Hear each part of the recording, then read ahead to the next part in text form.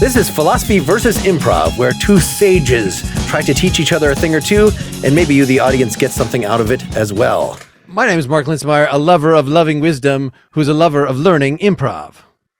And my name is Bill Arnett, an improv commandant, yet only a philosophy cadet. Excited to grow in rank. And our special guest today, introduce yourself.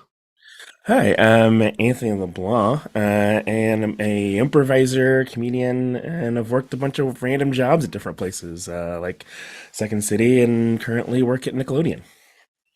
And you had some academic stuff in there too, right? Yeah. So my degrees are computer science and physics. That's what I double majored in college.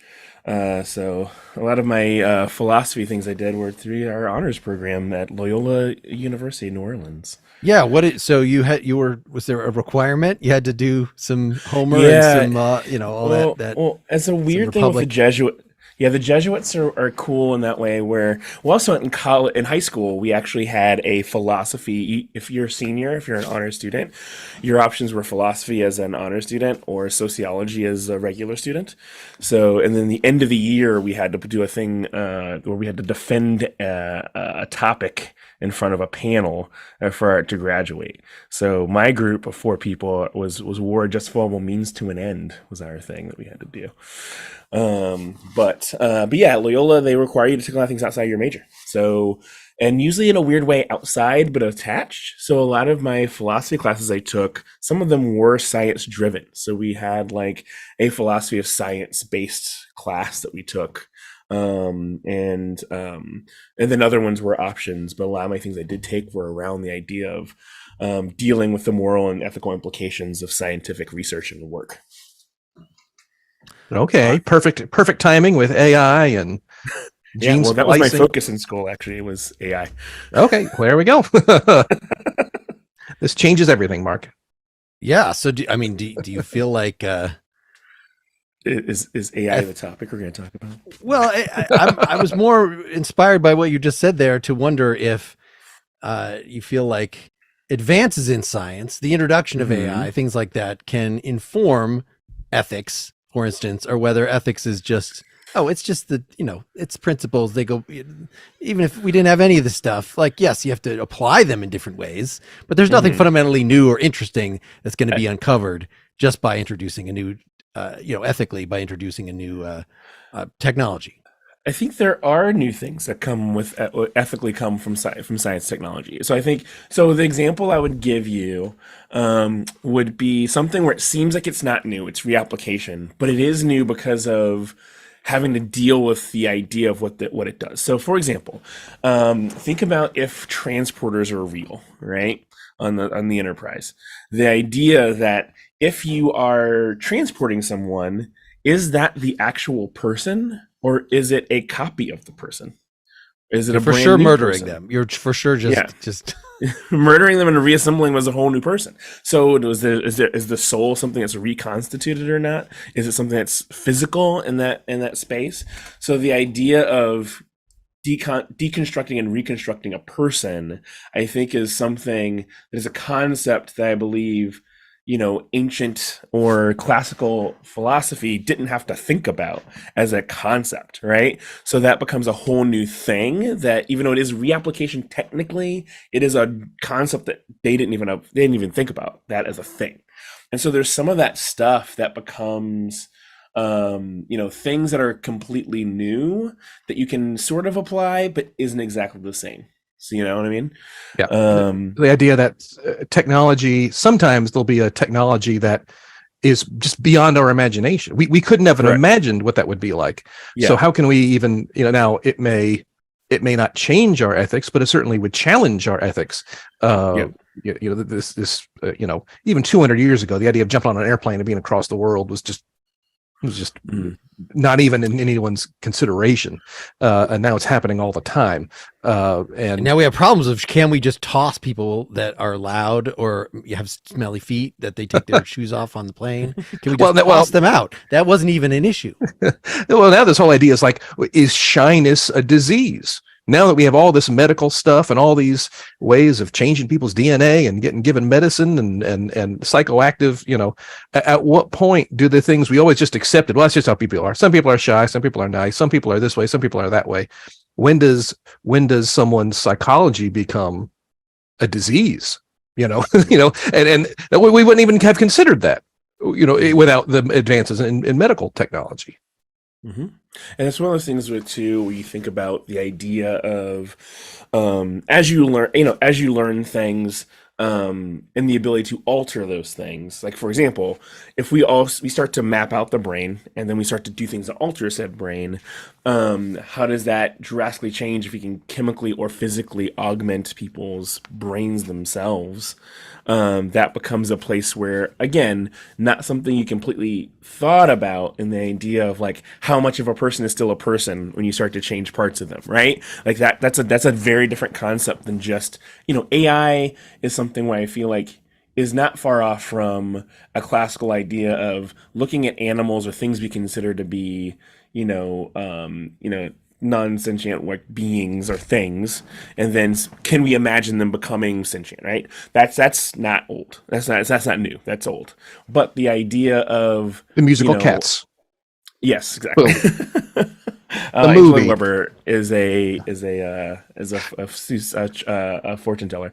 But the idea though of say like cybernetics is a thing where like that man versus machine thing versus man becoming machine is different. I don't think, I feel like I don't remember a lot of classical things like, well, what if we become mostly a machine? You know what I mean? Like, it's more of like machine, or it's more like the idea of mechanical versus non versus like the idea of actual transition. Yeah. That's another place where it's like, didn't have that concept of cybernetics. That's a place where you see that thing take a new life. I mean, Aristotle had that treatise on should you do the human centipede thing, and no, they were against it back then. I mean, they didn't even have staple guns. How many views you get, and how well constructed the. Yeah. How many likes? How many likes? It's worth the likes. Yeah. Can we get a whole franchise out of it, or we're just doing one-off? If it's just a one-off, maybe not. But a franchise of Human Centipede. No. There are 3 of those movies, weren't there? 3. The 3. Yeah. The trilogy. I missed the third one. I didn't get there. I feel like there's a third one. I might be wrong, but I feel like there might be a third one. I think there is. I think that there was will eventually be if it. Yeah, the intent all along. This was a story that couldn't just be told in 2 hours. It was a no. complex. But I believe so. Yeah. I did see 1 and 2, and I'm very ashamed to admit that. But sometimes I'm in a mood where I just have to see some just absolute shit. Yes, there are 3 human centipedes. The first sequence, the second. Yes, and I recall the second one went meta. It's like a guy saw the first movie, and then he does a thing at a prison or something. Yeah. Oh wow. And is that and I believe involved the actor from the first, like got. The one of the actors from the first one now playing himself as an actor, but as a character in the second one. Wow. If I remember correctly, unless that's the third, and I did in fact see that, but I only saw the first one, sort of. And then that was enough for you? That was enough. I was like, cool. Yeah. I get the idea of this. Yeah. I've been there, done that. Number 2 had a very gritty, terrible aesthetic of like the first guy was a surgeon and was all pretentious, and the second guy literally is like, I got a staple gun and I work at a prison. It's well, I think it's a fascinating commentary much on how life is. We see celebrities, we see athletes, and we imagine that we could be them. I could be in a, if anyone got in a fight with me in a bar, I've seen enough karate movies. I bet I could beat anybody up at a bar, So I think this Human Centipede movie is actually tapping into this wish fulfillment that we all experience. This wanting to be Walter Mitty, fulfillment that we all feel from time to time. of wanting to be God, of wanting to exert domination over our. That's what Walter Mitty was wondering about. Mm-hmm, so nice wordplay with fulfillment, by the way. Yes, and human centipedes, correct.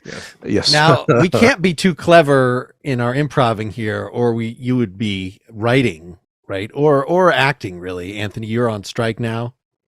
Yes, technically. So the weird part is that my job I actually have at my on my sets is not a union job, but I am part of SAG as a union member. So so I am on strike from the acting part of my world and job, and all everything's shut down. So I was working up until actually this weekend because with the writer's strike, we actually got 8 episodes from our writers before they struck, and we were able to shoot 7 of them.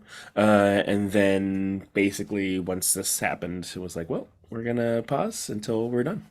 There we go. So, yeah. Well, you let us know if any of this violates your Improv is never covered by any of these things. That's always part of the weird fun thing of, like, as you know, Bill, the gray area of improv. No one wants to touch it.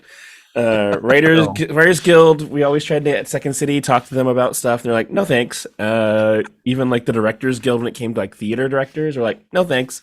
Like this whole weirdness of improvising, they want nothing to do with it. Yeah, and I'm sure I've told you in the past, Mark, when you sometimes if you go in to audition for a television commercial, they may give you a script and then they may ask you, oh, just riff out a few ideas, just so we can get a feel for your stuff. And it's like, no, they are willing, ready, and able to steal anything you just riff out at the audition without giving you any credit. At least that's the grand fear of all.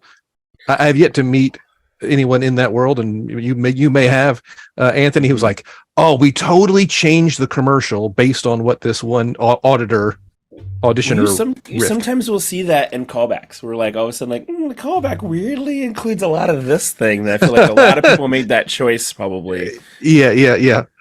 Because that was the correct improv choice to make. That made it funnier. So I think we've now put enough distance between us and talking about Human Centipede that we can start. We can start it right back there. Never enough distance. Never. You just put it, at mouth to ass to it just now again. So can we set up a thing? So as has been depicted, since we haven't explained the rules yet, I typically come in with some idea of a philosophy thing, but I like more recently listening to what the guest says, being responsive and coming up with the topic on the fly. And Bill has probably run out of improv lessons, but supposedly has something now to guide us on. Do you want to I do. start us on a scene? I do have something, but I can't start. This is kind of a rethinking of kind of a classic improv thing, and I think maybe we can chat about its deeper ethical philosophic conversations. It's a classic improv thing that sometimes can be a bit of a panacea, and that's it. That's all I'm going to say. That's all I'm going to say. I just can't start. I would rather do it rather than explain it. All right. Cool. Mark, you want to get us rolling?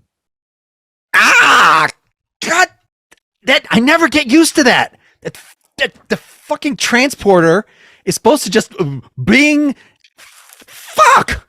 I feel like every single cell in my body was twisted. It hurts. It hurts. It's like you're on fire. It's not good. It's not good. Yeah, I should check and see if the Heisenberg uncertainty principle regulator is correct. Okay, sometimes I can get a little bit joggled in there, but we take care of it. That's what us engineers do. You think we could engineer something where it doesn't also introduce salt into every cell and it's burn? Disgusting. It's like lemon juice in there. I mean, can we put a lemon juice filter?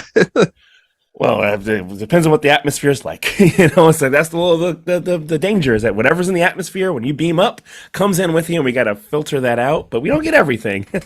I wasn't being literal. I don't really think you're putting lemon. It just feels like there's lemon juice. Yes. Oh, those. Well, depending on the acidity of the actual planet, it could feel like lemon juice. Yeah, I think we got to start when we do the beaming down. We can't beam right into like the throne room, the kind of because it doesn't look good. I had to really just kind of clench my teeth and say hello, really good to meet you when it's just burning. I mean, is this really how it's supposed to be? You got to be ABSF all the time. Always be Starfleeting. That's what they learned at the academy. You got to always be ready, no matter where you show up. So Anthony, you're a fine engineer and you're a credit to your department. Why, thank you. How often do you use the transporter? I never use a transport. I would never do that thing. What are you talking about? Oh man, I'm a very, very spiritual person, and I would never step in a transporter, because if you get in a transporter, you no longer have a soul.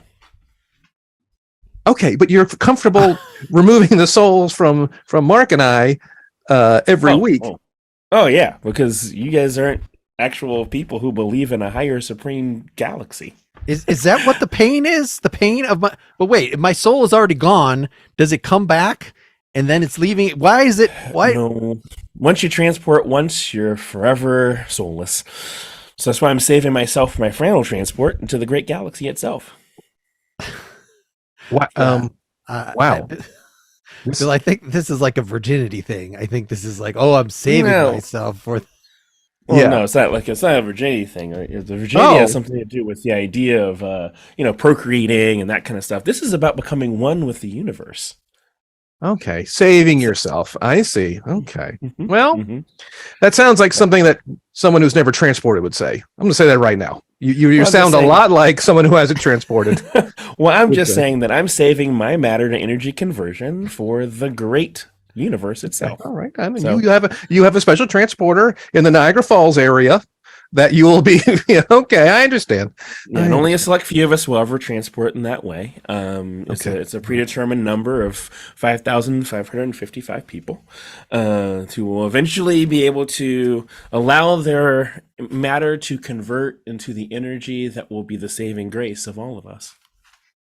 And where do you find that many people who have never transported?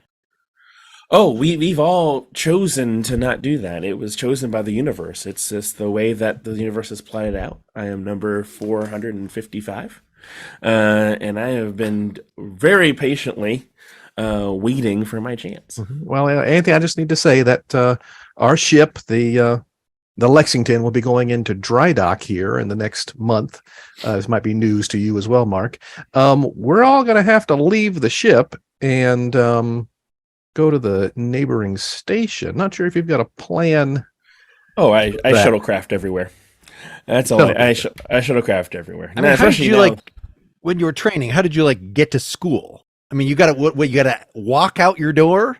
I mean, you use the transporter that's in. I'd walk out my door, get onto my shuttlecraft, and I would shuttle all the way to San Francisco. I'd then get out, go to the academy, and do my classes, and shuttle on back. Wow, that takes a lot of time. A tremendous amount of time. It's worth it. You know what? If you had to rush it, would it really be worth it? I'm patiently waiting.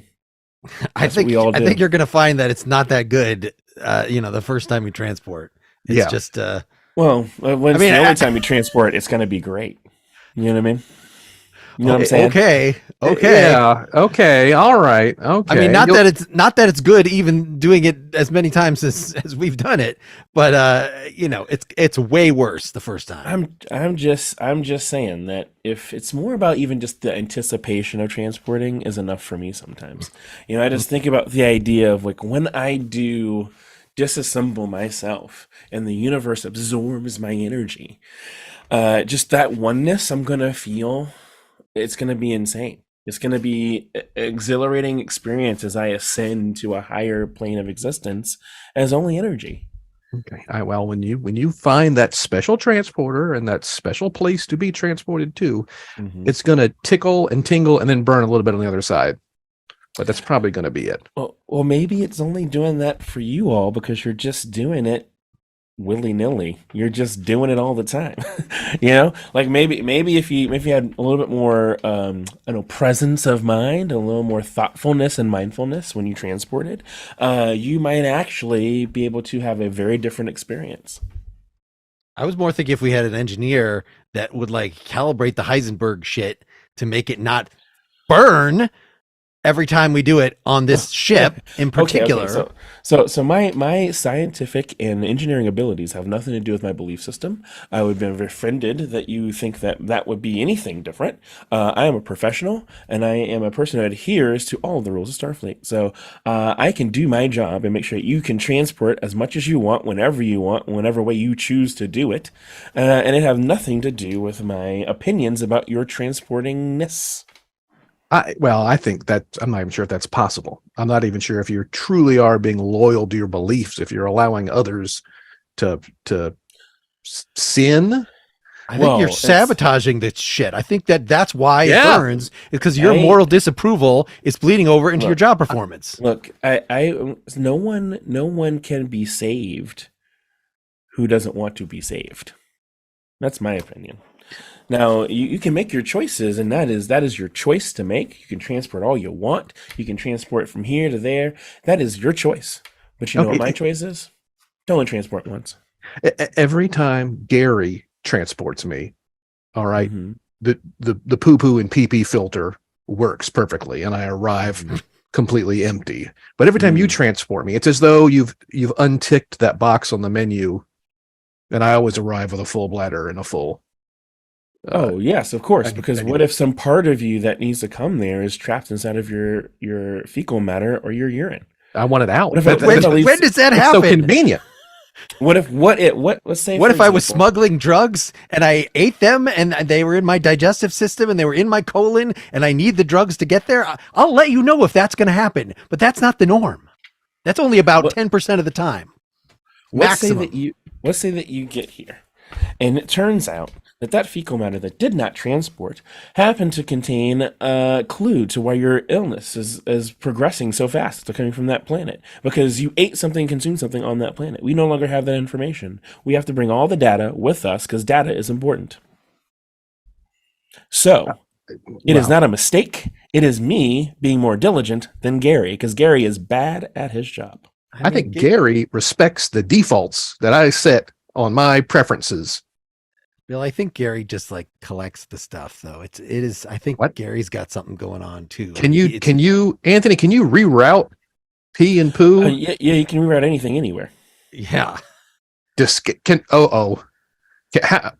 do we need to hack his log file and see? Well, it should just be. I hope it's just sent off into the universe as disassociated matter. But if he's like reconstituting it somewhere for his own, that's use. That would not surprise me if that was what Gary likes to do, because Gary is a person who has some very particular quirks about him. So that's all I'll say, because I don't judge people about engineers' code. Who they are. Okay. Yeah. Unlike you members of the away team trying to go out and make all judgments about people and what they believe and what they don't believe and whether they can do their jobs or not. Correct. That is exactly what we do. That is correct. You nailed it. And I think we do need to schedule an audit of the logs, because not only am I concerned about various fluids or whatever being transported to people's personal stashes, which I don't object that much. I've been just letting it go with Gary, but also duping. If a copy of me ends up in somebody's room, I'm not cool with that.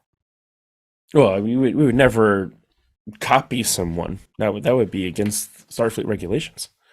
But don't we copy them every time we transport them? Well, copy as far as copy and keep.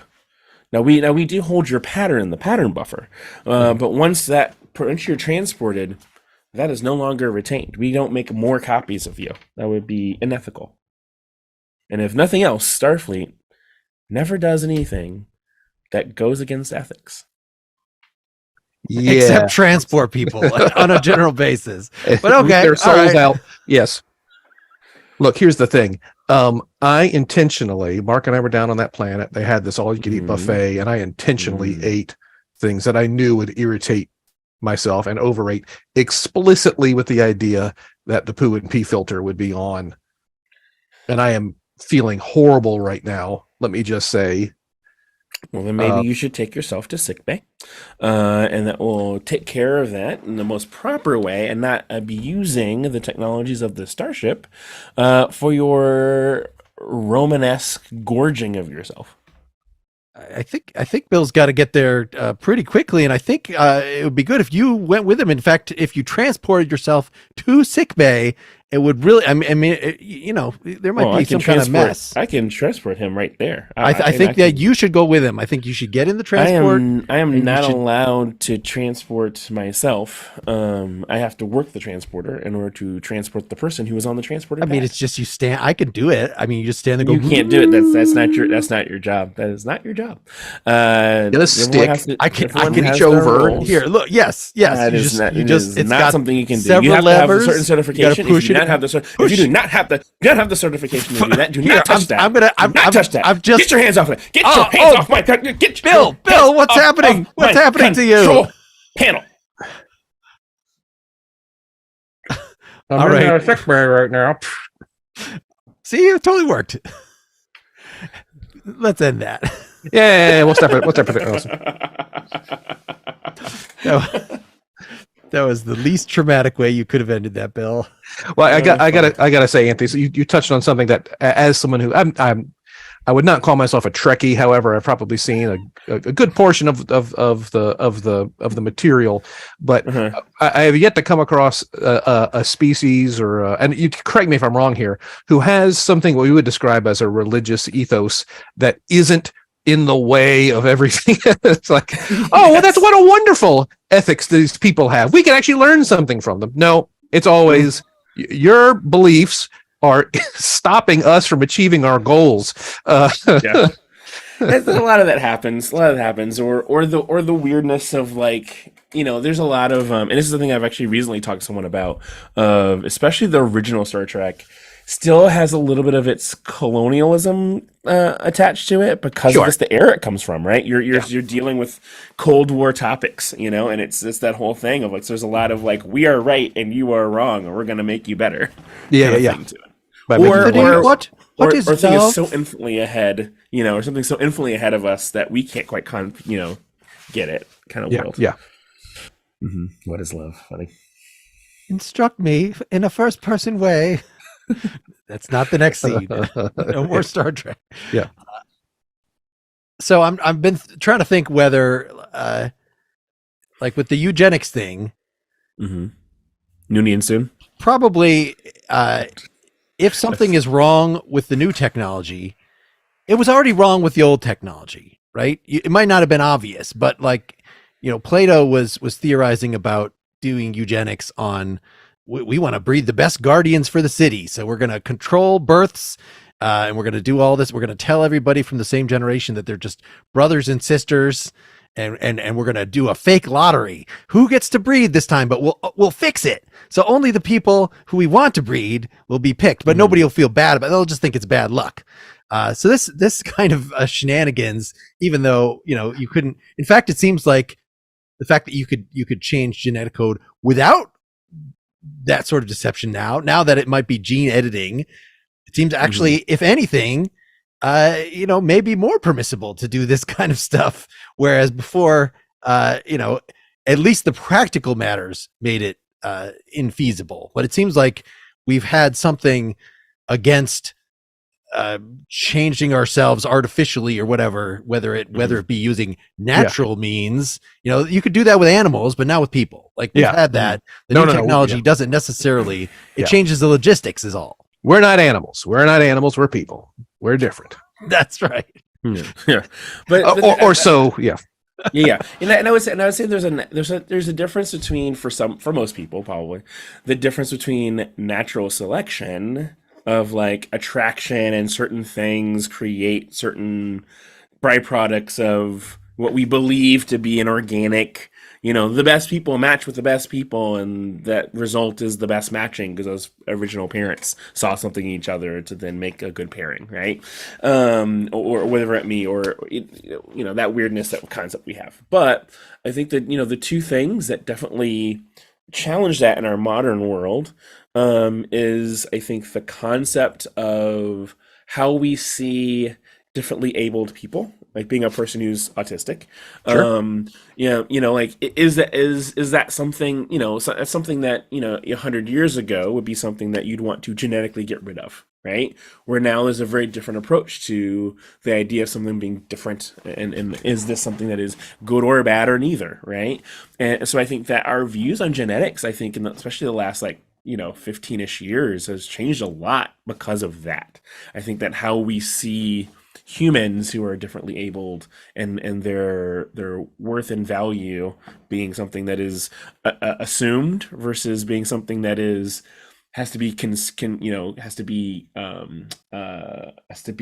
taught to some people, is very different. I feel like that.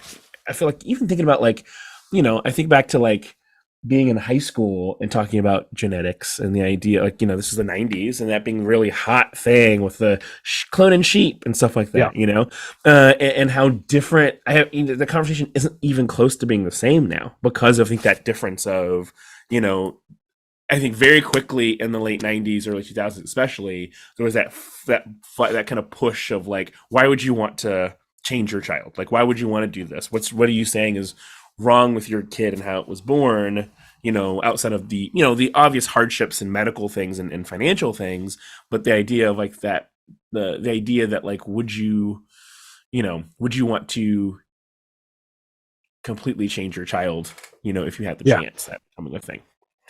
I think we're kind of dancing around kind of a free will kind of a thing, and I'm sure I'm positive philosophers. That's a whole other topic.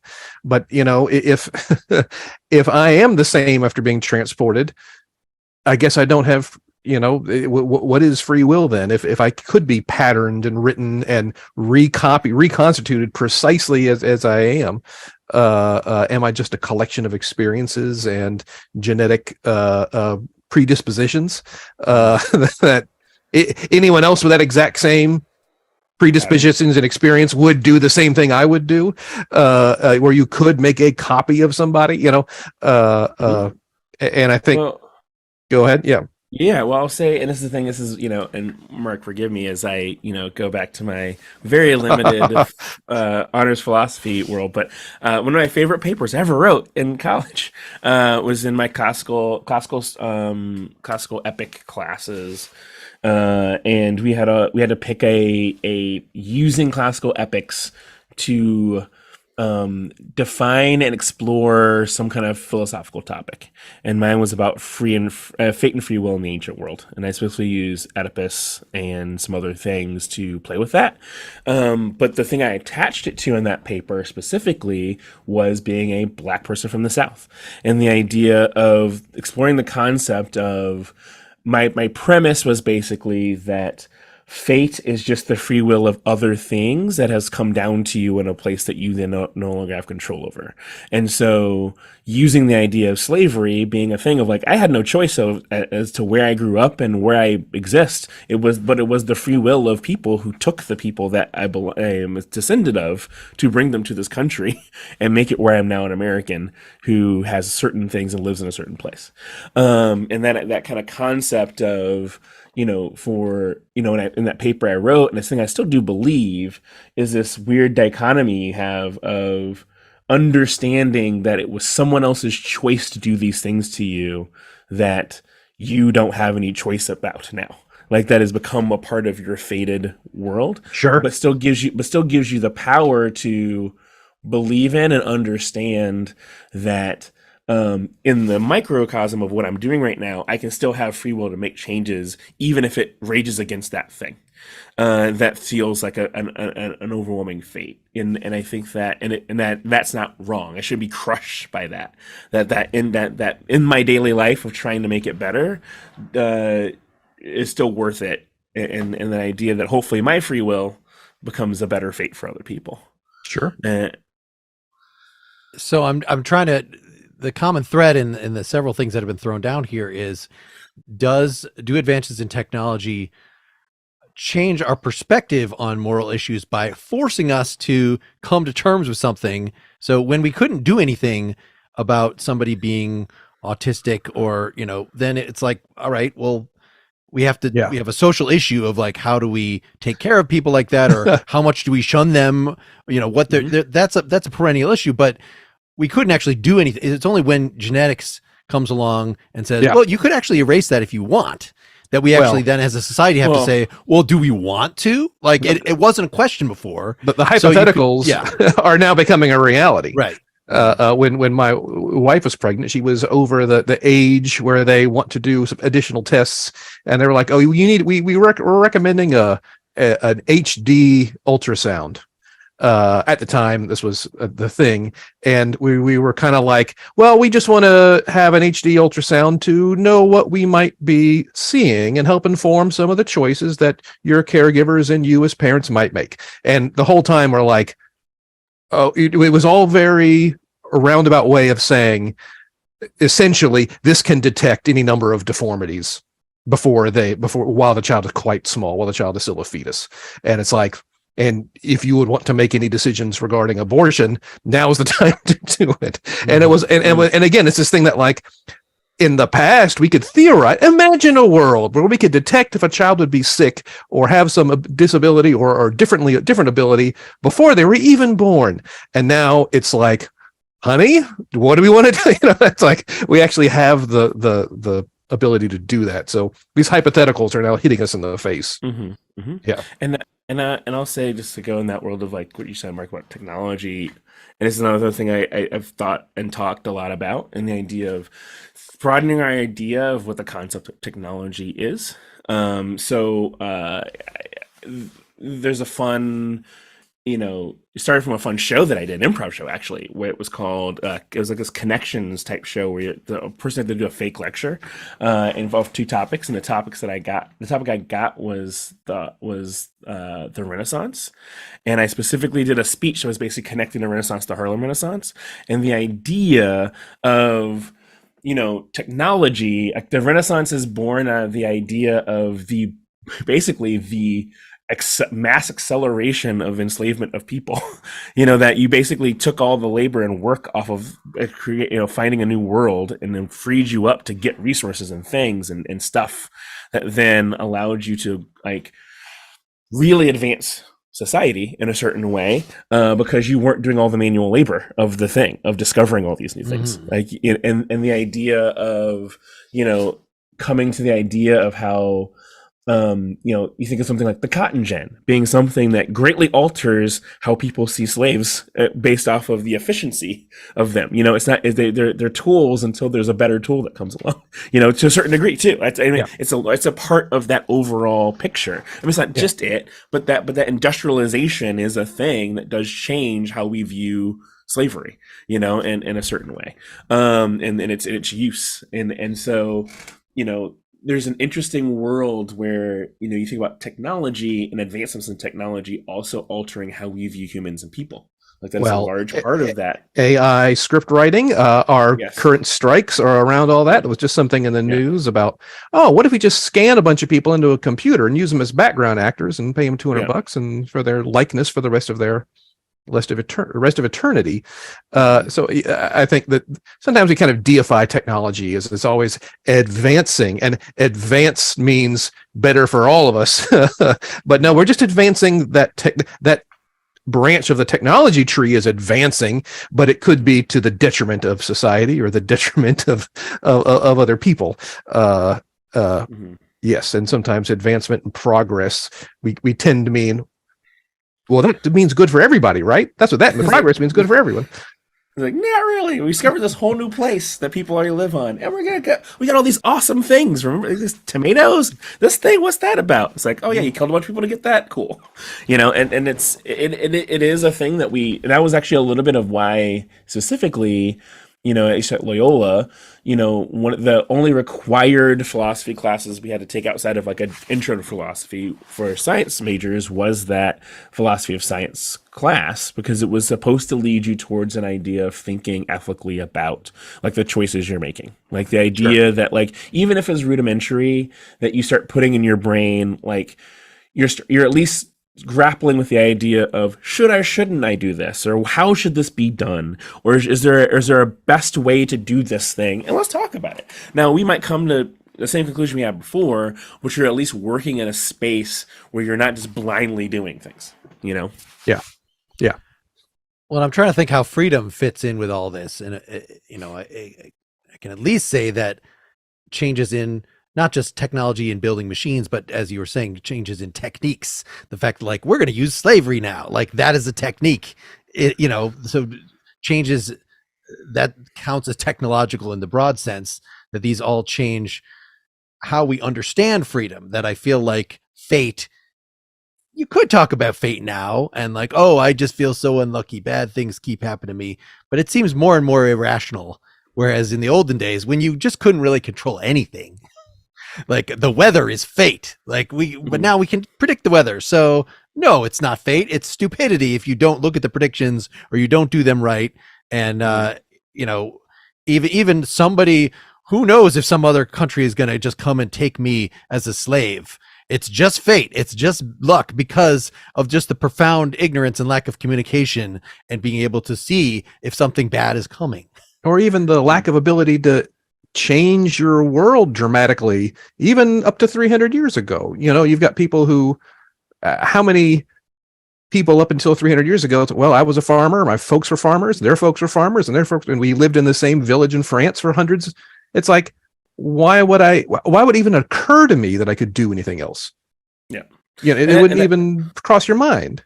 Yeah, and that's one of the things when I try and explain to people what institutional X is, you know? Sure. Like that idea of like going with like, if race gets hard for you to understand, that is the example I use of like, for many years, people did the same job in the same village because they didn't have a choice, because they didn't have anything that showed them something different. Yeah. And so that becomes a place of where when the system itself pushes you to a certain direction, you know, can it be different? Yes. But how much effort and energy has to be put into that thing to make it different? And how many people possess that energy to do that? And how much, you know, it's that critical mass kind of world, or escape velocity is another way of explaining it. You know, the idea of like, it takes so much to get a ship off, like to break the gravity of this planet. Like there's so much energy that goes into that. It's the same when it comes to institutional, whatever, racism, sexism, there is so much energy that goes into that most people are just so crushed by even the thought of it that they stay where they are. And that is the power of what institutionalized things do. That's why why royalty and monarchy worked and does work for so long, you know, and now it's all over the world. Yeah. And now it's more that corporate, or, you know, the idea of influence and money, you know, the oligarchy world is a thing, an autocracy. That is a thing that is now our monarchy. It works. Yeah. Like it is hard to look at that and be like, well, I can't win against this person in court. Why am I ever going to sue them? You know? Yeah. Well, this has given me an idea for a scene, but I don't necessarily want to be the one to start this one. So I can start it, and I can chat through our little video conferencing thing to somebody if they would like to do what my job was, which it was pretty subtle. It would have been pretty hard to see. All right, tell Anthony. He's the guy who can actually handle it. Now, Anthony, I will be removing your free will. Thank you. With this choice. All right. Or as an improv, we call it giving a gift. Yeah, well, that's exactly. I would invite you to shut up. I would. It's like, this whole way we can I'm giving you the gift of letting us all know we don't like you. So you can, yes. This new technology, the gun that I'm pointing at you, I give you new choices. All right, and again, there's going to be a little bit of improv. That makes sense, right? Yep. Yeah. Okay. All right. Whenever you're ready, Mark. So, I was thinking that in terms of a next quarter product launch, you know, everybody's crazy about when the Queen died, they're all just Queen. Can we capitalize on this? Can we get a Queen in every home? Because how popular would that be? How much people would appreciate having hello there, somebody that soothing presence in every single person's home. Okay, I can see what you're saying. I get that. Would it be a real human? I mean, we've got the data. So there's a variety of ways. You've seen Black Mirror. You kind of know how this works. But we could make the little queen homunculi. Because I mean, this was we kept her alive. Oh yeah. The queen. Oh, okay. I thought you were queening. I thought we were queening people. I thought we were like, no. Bam, I'm not saying about no. There's no substitution. I mean, if people thought that everybody could be queen, then like we wouldn't have, those suckers wouldn't have the monarchy still. So you're suggesting taking Queen Elizabeth II, her DNA, somehow turning it into tiny little leprechaun people that would then live, little baby queens that would then live in everyone's home. I just want to get right on the same page. I think it could be a variety of form factors. Some people could just have the consciousness on form their phone. factor. We're throwing around form factor. Okay, so it'd be like Elizabeth. Hey, Elizabeth, please open the door for me. Yes. Like, oh yes, I will do that. It is my decree to open the door. Yes, or you could do, as Bill was just saying, the literal, make mini versions. I was thinking like a queen / Pomeranian mix, because that would be so cute to have her little face on a little cute dog that just follows you around and oh, pip pip pip. Cheerio. Okay. Am I the only one who sees this? Beastars is a great anime. I don't know if you've seen that. It is awesome seeing like little human anthropomorphic human people. Okay, stop. This is like wildly unethical. We can't be making these I'm assuming these creatures will have enough awareness to be aware that they are alive and sentient. Yeah. And what happens if what happens to the one that's like, I don't like what you're asking me to do. I don't want to do what you want me to ask you. Duty. I mean, the queen was if she had problems, doing what she was told, she wouldn't have been queen that long. She would have just retired. But she was duty. I don't think you could do this to just anybody. I don't think we could have mass produced Bill. Sorry, Bill, you and your rebel ways. But I think Elizabeth, I think she'd be happy to help you with. Well, but she's also, as royalty, that one Hermicus could make a choice to go and live in America for a while, and marry who they want and do what they want, as long as they are model citizens. That sounds great.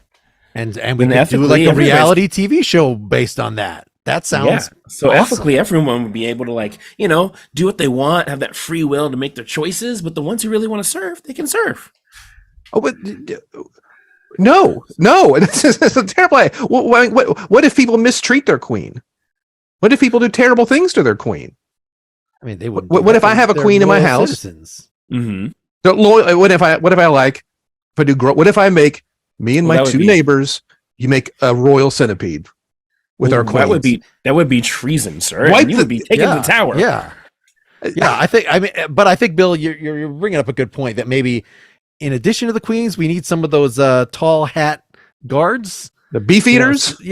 So the beef eaters come with the queen just to make sure you're not messing with the queen. But the beef eaters would also be the indirect slaves. I mean, I think we could lease. You said it. You said it. Whoa! You're dropping the S word real easy around here. I did not say that. I mean, services. That's what I meant. Services. Services. Services. Yes. They're serving the queen gladly. Yes. Wow.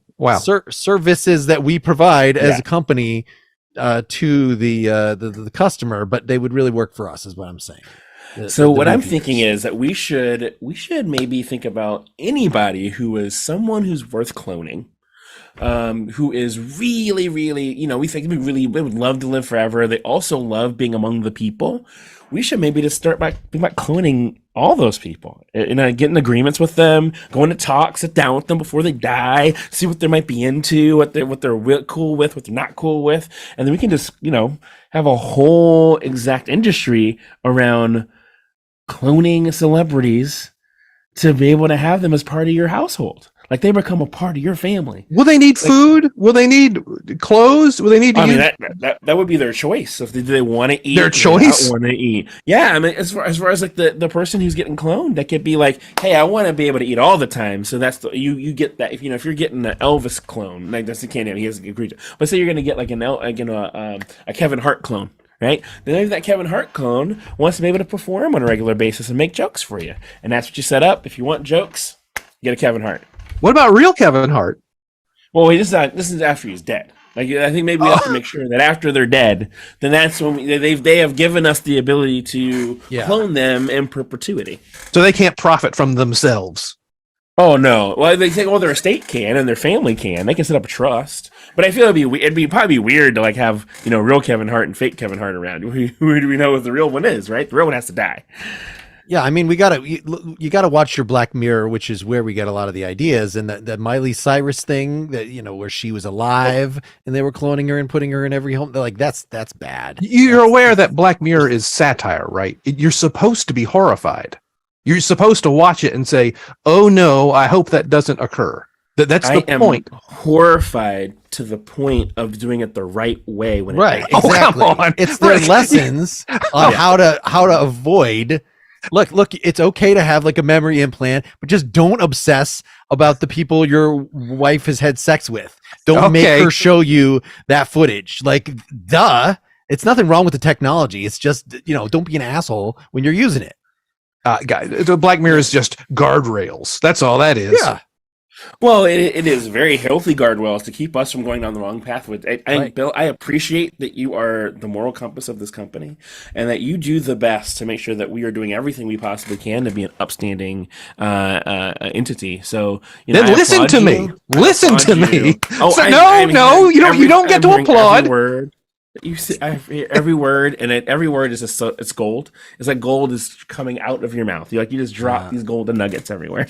I'm so glad, Anthony, we ordered this philosopher, that we have a philosopher on the company, because to have somebody providing that service to us, I think Bill should get a raise. I think Bill should get a raise. That's what I think. I personally think Bill has proven his worth so many times in this place that I think we'd have no choice but to give him more money and maybe promote him to a VP of some kind. And maybe give him a couple Kevin Harts to follow him around.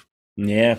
Some ethical hush money. Ethical hush money. That's what I mean. You are so happy I'm around, but don't actually do any of the things I dropping gold that you all admire from afar, but never. Wow. Oh, right. I feel like I've done so many things that you've said. My entire home has been completely remodeled to make sure that I am composting everything that possibly comes out of my home, whether it be trash, waste, unwanted things. We just compost everything there. That was because of you, because you were saying that the wastefulness was the bane of human existence. So we're going to make a bunch of extra mini humans. That's the plan. Well, that's why we don't waste the corpses anymore. We use all the buffalo.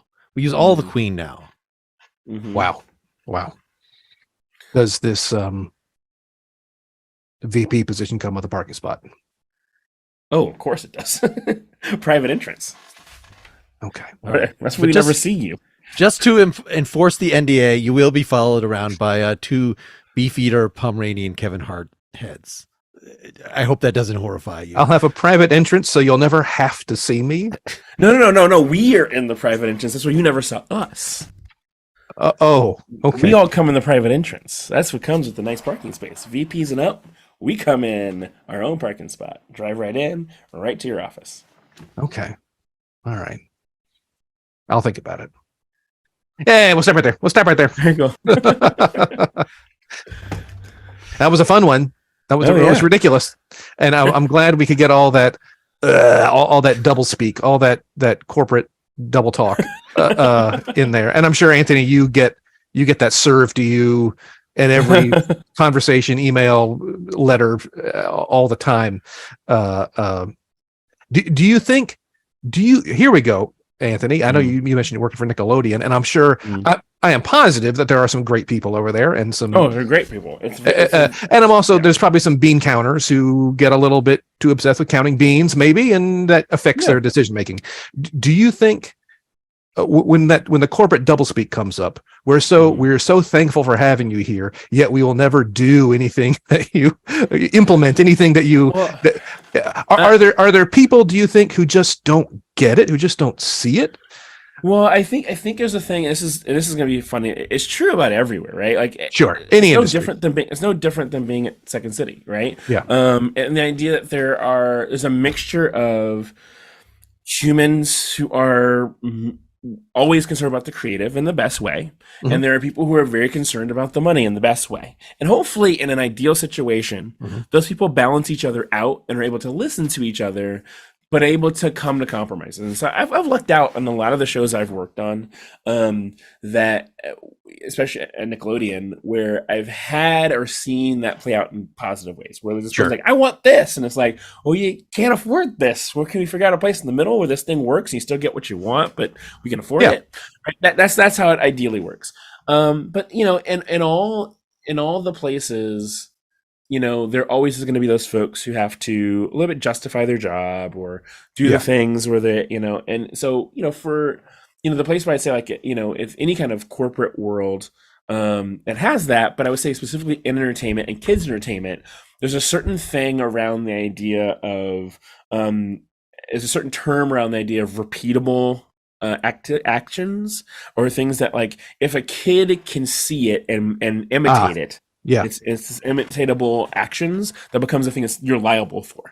It is interesting when you get those, you know, emails about, like, oh, that kid in the sketch can't put the crayon in their nose because in the end, you know, if a kid watches that and put a crayon in their nose, then we get in trouble, right? And there's a mixture of that when you put it in that concept, which makes it where it's like, I hate this, but I get it. Because I'm sure some kid's gonna do it, and that's gonna be weird. You know what I mean? And so it does put it in a different perspective when someone is like, when the legality is technically around something that's supposed to be a good thing. Well, so, I was gonna say, go ahead. I'm sorry. I say, but, you know, when it comes to something about the using of a name or just like the color of something, and I feel like someone's just like exerting their want to give a note, you know, that sometimes doesn't feel good. And I feel like, you know, I would. And the place that feels worse, I think, sometimes is, you know, I love working at Second City. It was, you know, I worked there for 17 years, or 18 years in the end.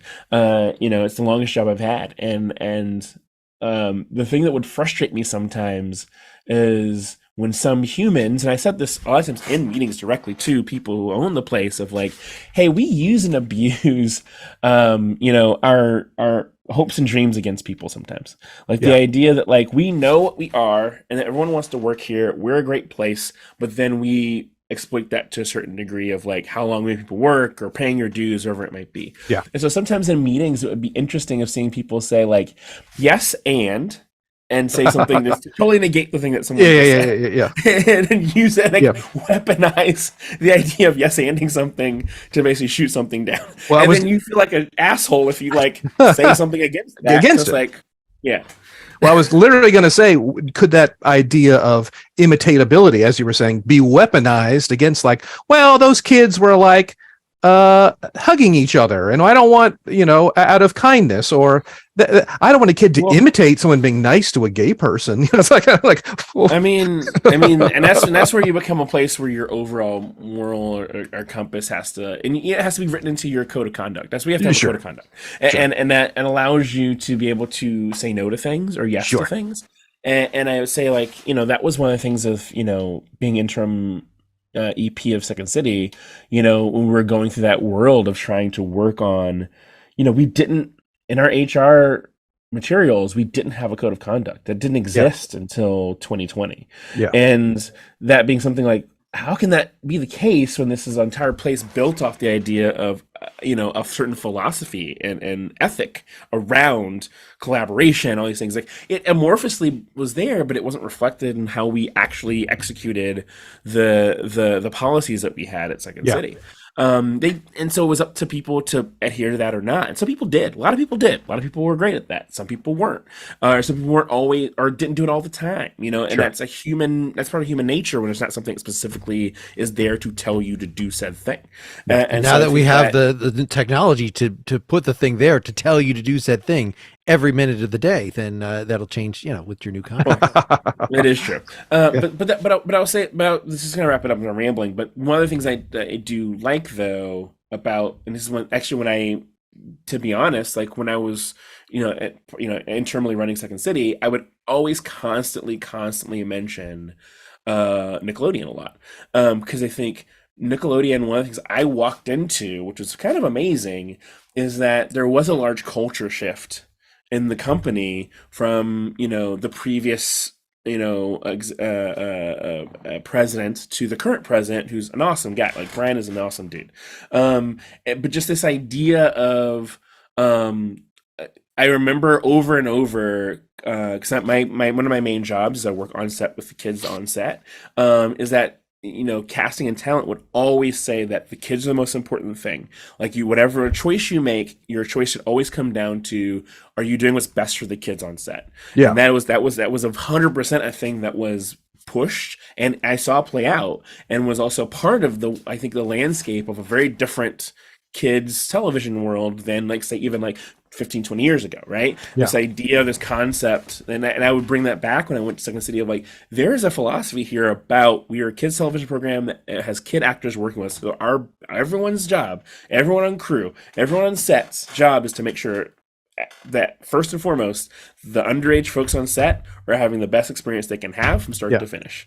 And that is your job. Whether it's how you talk, how you speak, what you do, how you behave, and everyone does it, because once you kind of put people to that question of like, hey, do you want to be the guy who's talking about horrible things in front of this 8-year-old child? Like, what are you, dude? Or you're yelling at somebody and being a total jerk, and this person as an adult, you wouldn't treat that child that way. So why are you treating that grown adult that way? Well, that's the whole thing.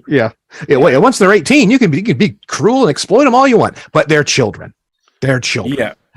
And now that we have new technology, that every 8-year-old will just be on their phone 24 hours a day. So anything the adults say doesn't even matter around them anymore, because they'll just ignore you and pay attention to their phones. Funny. But yeah. But that's fun. That's a good mindset, and I could, one of those things that it makes perfect sense at a place like Nickelodeon or anything involving children. But then the second you try to apply it to something outside of children, that's come on now, the people we work with are there to get as much out of them. They're not our collaborators. They're not our partners. They're not our.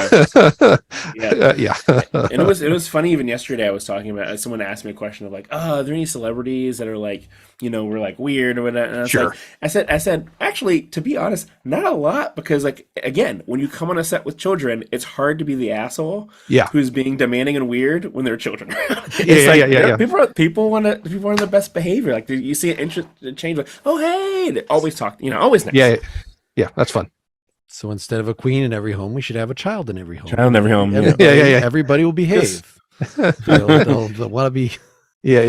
I think the time has come, Bill, to reveal, to me at least, I guess you revealed to Anthony, what was the improv trick here? The improv trick, which can often be a bit of a panacea, is this idea, certainly agreement. We've at some point talked about yes and at some point, Mark, or even the fact that I'm not saying beyond yes and, but this idea that we all want to be here.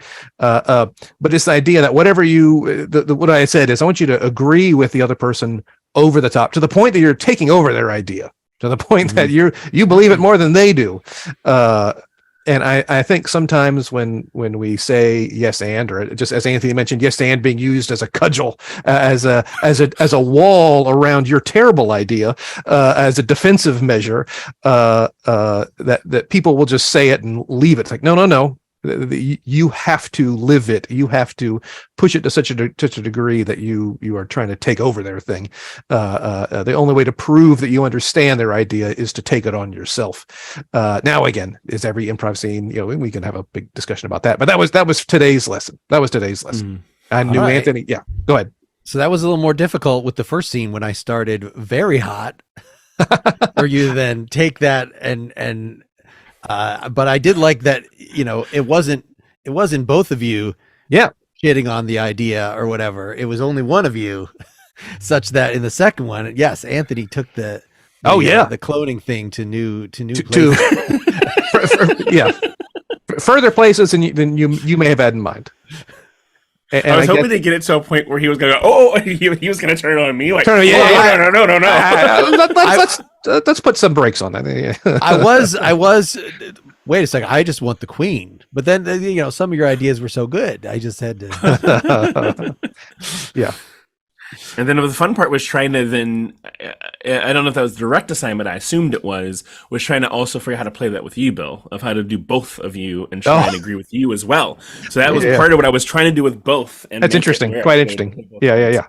No, well played. Well played. Okay. I thought you were just being sarcastic with him, or condescending, I should say. You're the token philosopher that we paid to work for the company, and we're going to pay you a lot of lip service and nothing else. And in the end, that's what it became, because I thought that was the way that worked the best with his character of doing that same mission of like, I'm going to only agree with you, so I basically just negate you.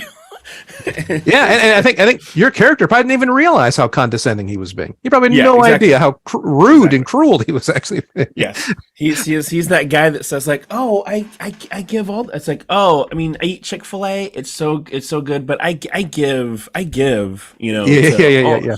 So all LGBTQ things all over the place. So it works out. It balances out. It's that. Yeah, that guy who thinks he's doing all the great things. Yeah, or just does everything right with money, but everything wrong with their personal actions and interactions with people. Correct. Yes. I will say Chick-fil-A in the news just has a DEI manager, and now they're getting protested from the right for hiring. I know. What else is new these days, huh? You can't win. You can't win. All right, we have reached the point where Anthony, you now, I don't know if I clarified this before, but you're the judge.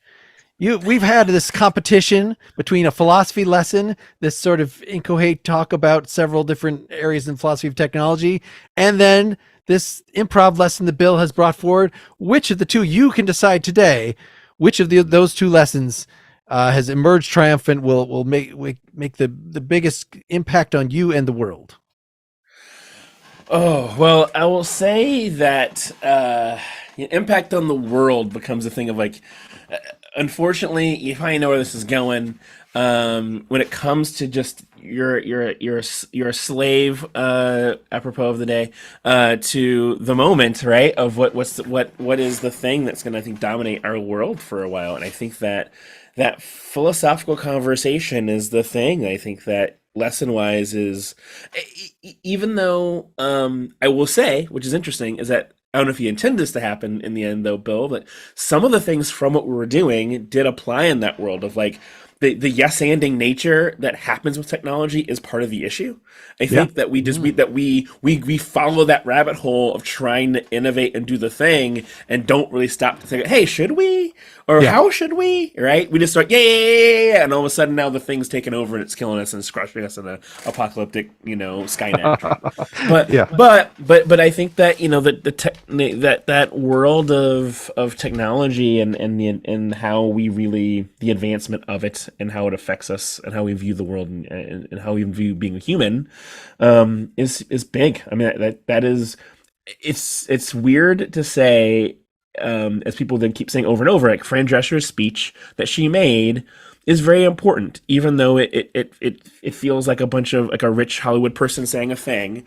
It is like how she said it was important. I thought it was important for them when they said the background actor part. I was like waiting for them to drop a thing that was going to be like, you got to put something in there that's going to make sense to everybody. And that was when it was like, there's no human in the world that could be like, what, you get to scan me and then keep my likeness forever and I never get paid for it other than the one day I did it?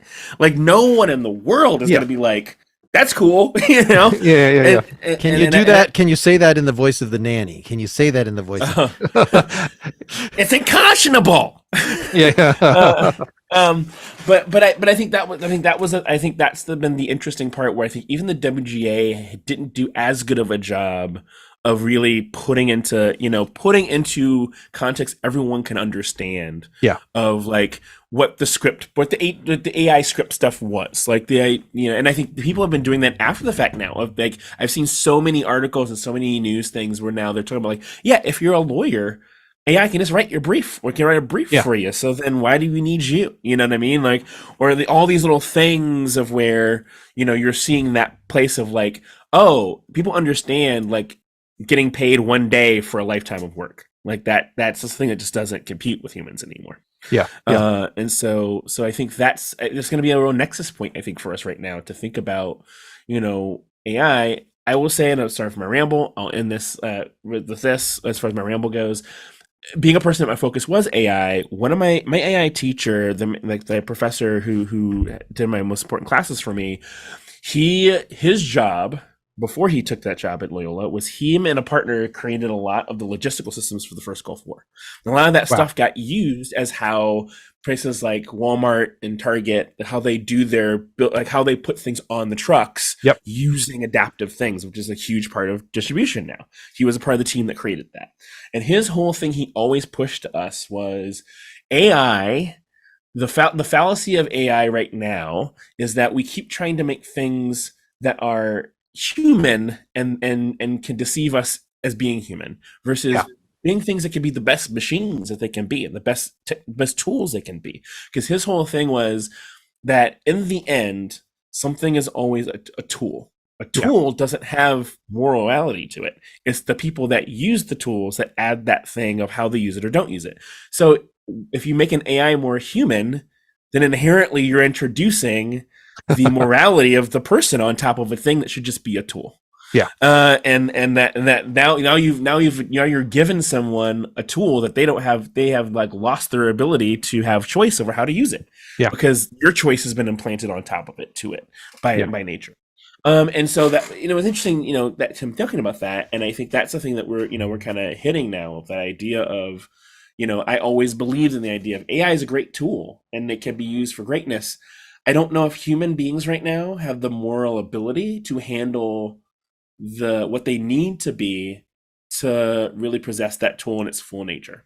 Sure. And I'll say this, going back to my Renaissance comment I made earlier, and this bringing it full circle, and the idea that the best version of AI or technology is that we are training the people whose jobs they're taking to be the people who create and run and maintain that thing as the minimum. And then hopefully it also frees those people up to do better and bigger things, that they're not stuck in that field doing it. Yeah. Right. So that the people of Europe who now become wealthy merchants because the Black and brown people are making the things for them, we don't create a world where those people that are doing that thing now don't have the ability to rise up above that thing as we replace them with something else that's a machine. Sure. Now, fast forward, do those machines come sentient and they're just the slaves of us? Who knows? Question mark. Yeah. That's why we shouldn't make them human. And on that note, so philosophy won. But the world loses. Yeah. Well, I got to say, Anthony, it was fantastic talking to you, and you are uniquely placed, not only with your background, in all aspects, education, vocation, and who you are as a person, and what's going on in the news right now with the strikes and AI and whatnot. You absolutely uniquely placed in this moment to be with us today. That was fantastic. Thank you. In fact, maybe let's. Do you want to just take over for Bill? Do you want to just for season 3? No, I could never do that. No. Maybe write a program to take over for. Oh yeah, I would. Yeah, that I can do. Build all right. GPT. Well, I sure learned a lot from both you guys today, and I learned a lot from both of y'all. That was awesome. This is great. And scene. I should sell my soul. Bankrupt.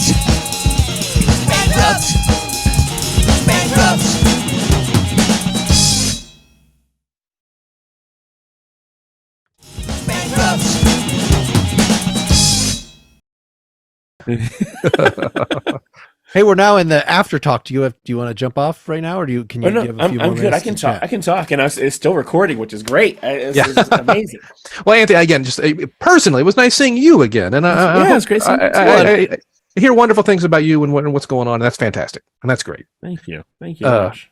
Something that came up. Did you have something, Mark? I'm sorry. I wanted to add my praises that after getting to talk to you a few times about comic books, to actually do some improv with you was very fun.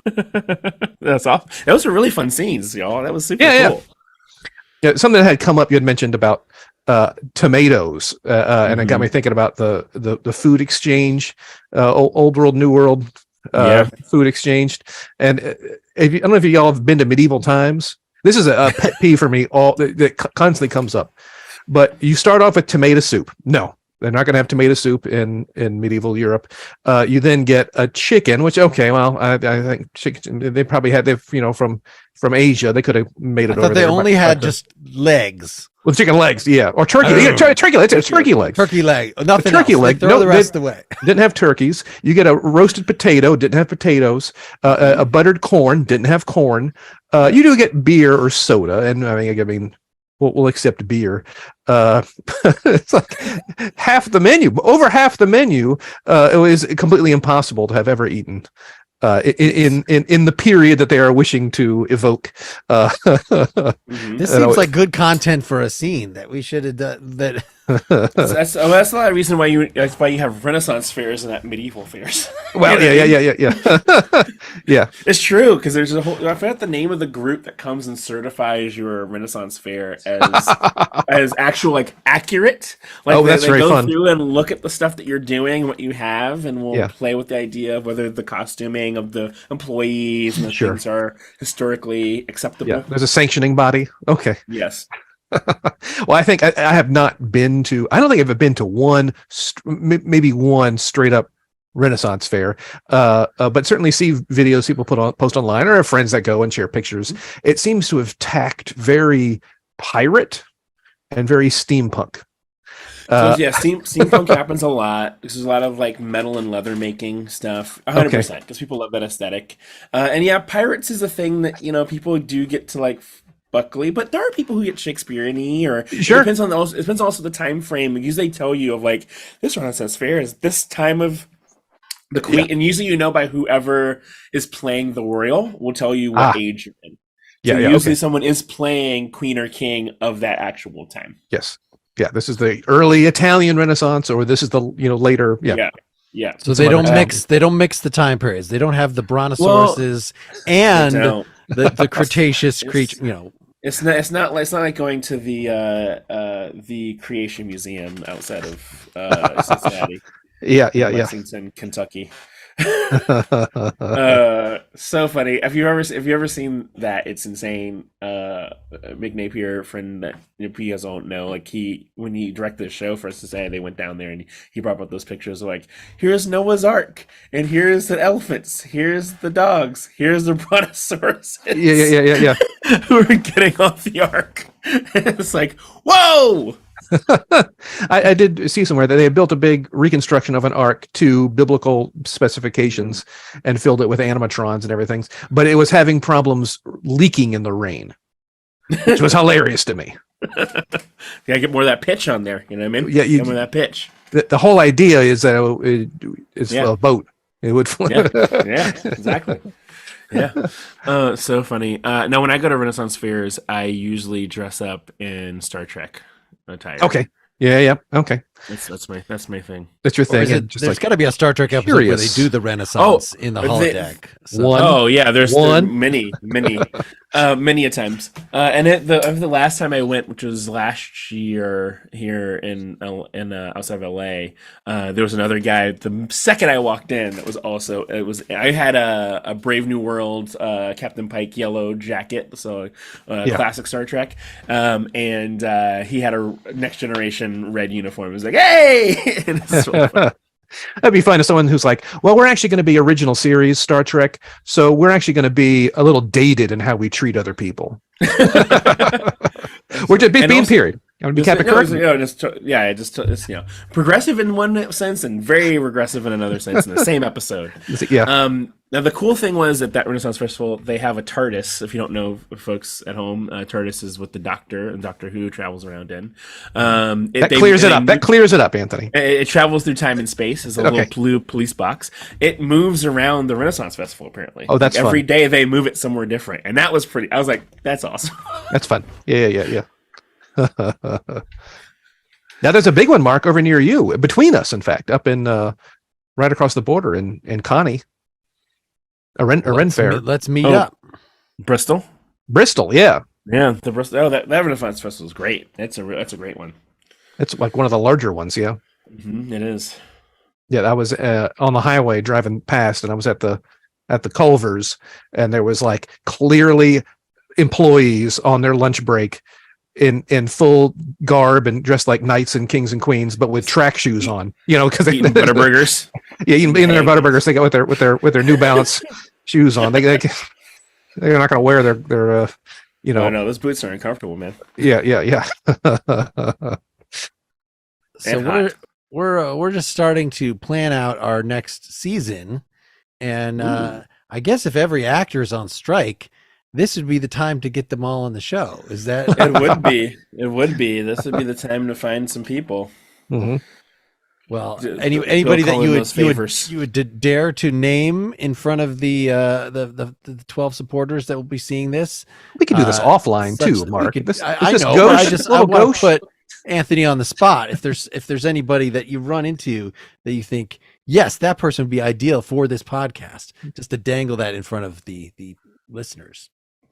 Ooh, I don't know. I'm trying to think. I mean, someone that I could put you in contact with? Is that what you're trying to ask? I mean, that is, or that you just would want to hear. I mean, want to hear is different than like who I would be able to actually like. Well, this person answered my call about this. Bill's probably in that same boat. Where I always love when someone will like you like send them something. Hey, great episode of blah blah blah. No response, and then literally later that day, like, oh man, your team's trash. They send you like a thing about football, and it's like they want nothing to do with talking about work ever. Yeah. And that becomes so funny to me. I'm like, hilarious. Yeah. All right, I can bug you offline about. We can bug, yes. Let's put the guy on the spot. You've got a much better Rolodex than I do. I'll say, Anthony. I think and we don't want to put you on the spot. We can talk about this offline. Yeah, let's do it. Anything else to share with what you're doing, what you're going to be doing during the strike time? Anything we should check out? Plugs, plugs. Yeah, I'm gonna try and do some writing and do some work while I'm like personal work while I'm doing stuff. Trying a mixture of finally having time to actually write stuff and do some things creatively. Hopefully in the fall that the show I'm working on will come out on Paramount Plus. It was on Nickelodeon. It's called Really Loud House. It's really an amazing show. We have a Halloween movie that's going to come out soon, which is really great. And if you watch some of the episodes in season 1, you might see my face sometimes. It's cool. Everyone and my voice sometimes. But the big thing right now, as I plug, just as far as like I'm going to try and put this out in some kind of format, is I'm really trying to work with the idea of where race and autism kind of converge, and it kind of coming from the premise of thinking in 2020, and I've really been trying to work on writing with this, op-ed wise, of like thinking that me as a person who I think I get a lot of social cues. Now, improv helped me a lot with that, but I didn't as a child. And I thought a lot in 2020 about how if I grew up at the same time my parents grew up, that I probably would have been dead, based off of just my inability to process, especially as a child, those things, like of saying the wrong things or doing the wrong things. Sure. That's the thing I've been really passionate of thinking about, of how, how things, when they interact with otherness, how that then applies. And so, I definitely am trying to write around that and working towards creating something in that vein when it comes creatively, script wise. So that's my goal. No, I think that's cool. I think it's common for people to be like, I'm a this and a this and a this, and those things never interact with each other. They're just separate and equal things. It's like, no, they all interact, and being a gay woman in the Latin community is very different than being a gay woman in the white community, or where regionally you might live. And all those intersections are meaningful and not just tick boxes that in no way work off each other, play off each other. So that's interesting. Yeah. Cool. I'm definitely interested in doing something on neurodiversity for I don't know which of the podcasts that I run, but I thought for a while about a pretty much pop on. There are several like autistic related TV shows and things, and just like TV shows. What is the status of this in the culture now? Yeah, even I say TV shows, and it's even a world where so there's a podcast that I listen to that's about Doctor Who and Star Trek, and that's the thing that's come up a couple of times about like just the Star Trek has a lot of characters that have been identified as like being autistic or neurodivergent, and that's a part, whether implied or not. Like Deep Space Nine, like Dr. Bashir, basically when they talk about him, he is, he was genetically engineered to get rid of that autism in a way. I mean, he saw some of those quirks in him, but that's a thing that, as there's a whole episode about him getting into a fight with his parents about how they made him like a perfect kid and how it still came through in that attempt to do that. So there's a lot of cool things there. So if you do it, Mark, and you have spots for a guest, I definitely would jump on and do that, because I think it's a topic I care a lot about, and that's a little bit of, as I said, that land of what I think a lot about, of my blurredness and that hyper focus of how that is very generated by my being an autistic kid that hyper focused on things in that way. Cool. And loving Data. Like Data was the person I wanted to be, as Data and Spock were my heroes as a child. Yeah. Well, yeah. Tell me about love. I don't know if those are if that's sort of basic ignorance. That's probably playing on a different thing. That those are not the green women are not the autistic characters. No. But no, it's just guys definitely like you have your Data, you have your Spock, you have your Bashir, you have Barclay, Tilly on the Discovery is a character that people have talked a lot about as being an autistic character. Well, and several of those they'll play that for an eventual sex scene that is the modern equivalent, or the more sophisticated, more interesting equivalent of the Tell Me About Love, Captain Kirk, of the would you like to try sex, Data? Okay. Yeah. That would be interesting to process that data. Yeah. He's secretly yes. It's like, yeah, certainly, Captain. It's like he's secretly like, oh, finally. I've been fishing. Got into it. Good times. Yeah. Hoy. Any other business, Bill, that we should bring up with? All right. No business. It was nice. Nice seeing you again, Anthony. And again, congratulations. I hope you're doing well. I am too. And thanks for having me. It was awesome, and I'd love to come back if you ever need anybody to come back again. Sure. Yes. One of the things in the next season that I want to do, at least some of the time, is have teams. So to have a philosophy guest and an improv guest on at the same time, and sort of do, but only for repeat guests. I'm not sure about that rule, but so that's been we've been using the whole last year to build up a stable of people that might want to come back.